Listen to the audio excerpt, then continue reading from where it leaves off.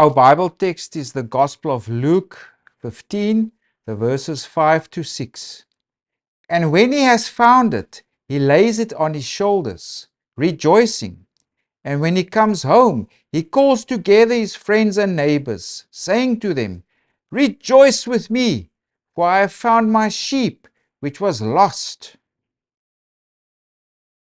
So yeah, Jesus deals with the question of how does God regard sinners? In the big scheme of things, are sinners forgotten? Are they neglected? The outsiders, how does God regard them? And then Jesus gives an answer here. Remember when you read the Gospel of Luke, two very important themes that are found throughout and important for our present textual unit is the idea of meal, fellowship, and food. In the Gospel of Luke, Jesus eats a lot. He eats with tax collectors and sinners. Food's important, coming together. Because, Christian fellowship, food, Jesus eating with people, it was an important issue for our author. Also, as it extends also later to the inclusion of Gentiles at the same table to eat with Jews, etc. The second big theme that also comes through here, but you also find it throughout Luke, is that outsiders are experiencing salvation.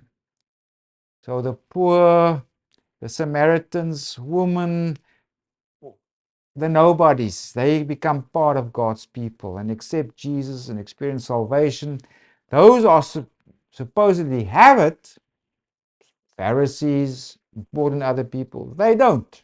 They are excluded. So remember these two themes that are also important here in chapter 15. Meal, fellowship, and food, and outsiders are experiencing salvation. Also, we're also in the travel narrative.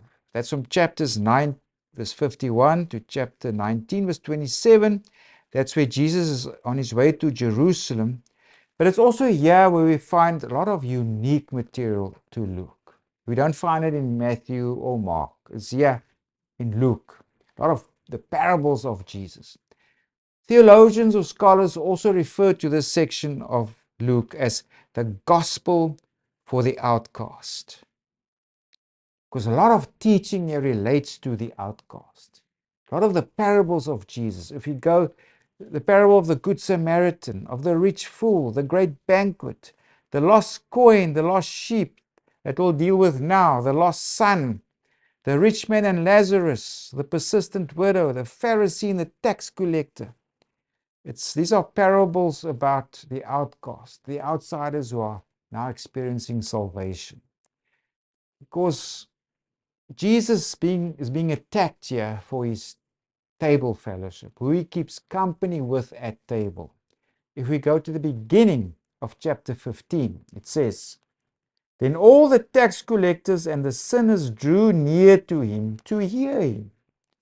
And the Pharisees and the scribes complained, saying, This man receives sinners and eats with them. So Jesus is really keeping bad company. He's eating with the tax collectors and sinners. Tax collectors, they were hated because they worked for the Roman Empire, essentially, taking your money. And also sinners, of course, that referred to all classes of people who did not obey God's law and were unethical.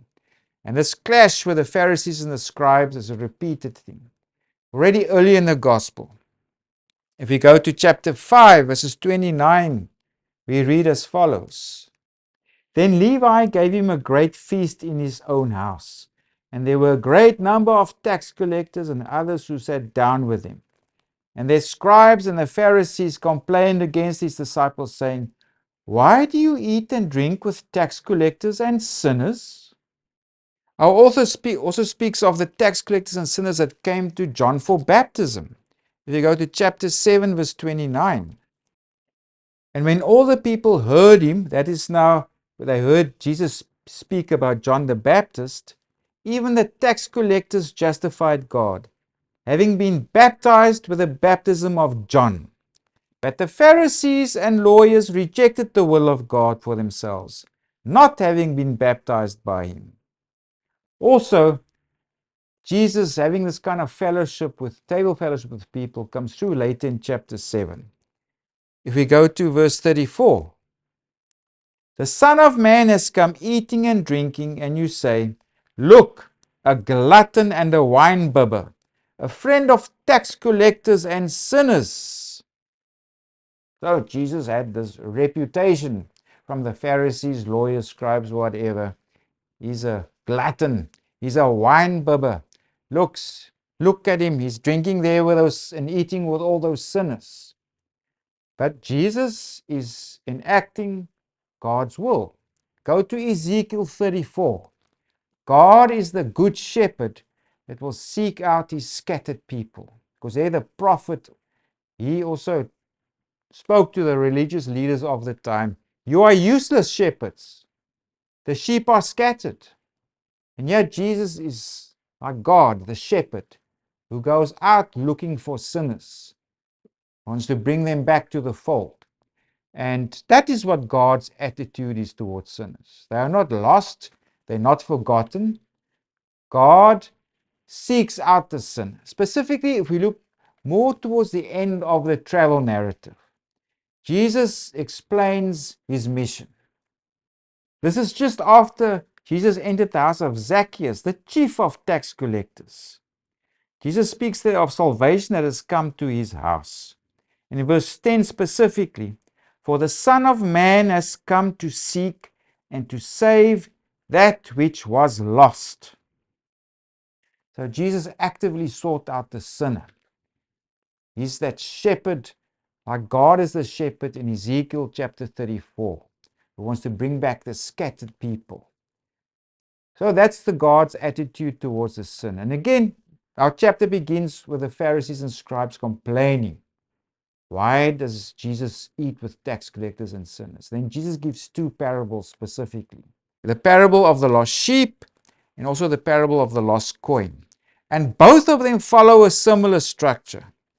There's the identification of the main character, be it the man with his sheep or the woman that lost a coin, where it describes the loss and the search, the recovery of what was lost, in other words, the recovery of the sheep or the lost coin, and then the motive of rejoicing with friends and neighbors.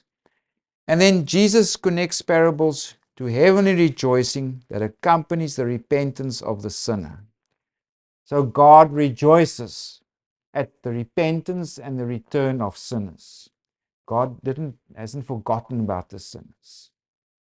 And now the question is also, if they come and God rejoices at them and they also participate in the feast, the marriage feast or whatever it may be, what would you do, scribes and Pharisees? Are you going to complain that they've been saved? And that's also an attitude or question relevant to us. What will our attitude be towards sinners? When they also come and they're there and they're saved and they are with Jesus in the kingdom. Jesus wants to change the attitude of the scribes and the Pharisees. God is seeking them out. He wants them to repent and come back and be saved. And there will be great rejoicing. So Pharisees, scribes, lawyers, what do you think about that? Because they say, no, we don't eat with those people. We don't associate it with them, etc. Now let's first look at our immediate textual unit. That's the parable of the lost sheep. It speaks of a relatively wealthy guy. Most households maybe had 20 sheep. This guy has 100 sheep, so he's quite wealthy. And it speaks of this sheep being lost. So, and it says, what man of you, having 100 sheep, if he loses one of them, does not leave the 99 in the wilderness and go after the one which is lost until he finds it? Right? And if he finds it, Jesus says, he puts it on his shoulders and there's rejoicing. He goes back home and he tells them, I found my sheep. And part of this also is that he invites others to rejoice with him. Let's read our Bible text again. And when he has found it, he lays it on his shoulders, rejoicing. And when he comes home, he calls together his friends and neighbors, saying to them, rejoice with me, for I found my sheep which was lost. And then it also goes on, I say to you that likewise there will be more joy in heaven over one sinner who repents than over 99 just persons who need no repentance. And Jesus also goes on to tell the parable of the lost coin. Similar with the lost coin. The woman lost it, she finds it, she rejoices, she tells everybody else, and there's also great rejoicing in heaven. So the whole of chapter 15 is about God rejoices at finding the lost. Even the last portion is, that parable of the prodigal son. He spends his inheritance, he eventually returns to the father, and there's rejoicing from the father. So God rejoices at finding, and we can also say saving the lost. That is the whole of chapter 15. That's God's attitude towards sinners. And they're part of the outcast. But specifically, Jesus, now author the Gospel of Luke, he emphasizes this nature of Jesus and the mission of Jesus. Outsiders are experiencing salvation. And that's the character of God, that his mercy extends to the poor, the powerless, the forgotten, the nobodies. But those who think that they're okay and righteous, they're the ones in deep trouble, and they must wake up to realize it.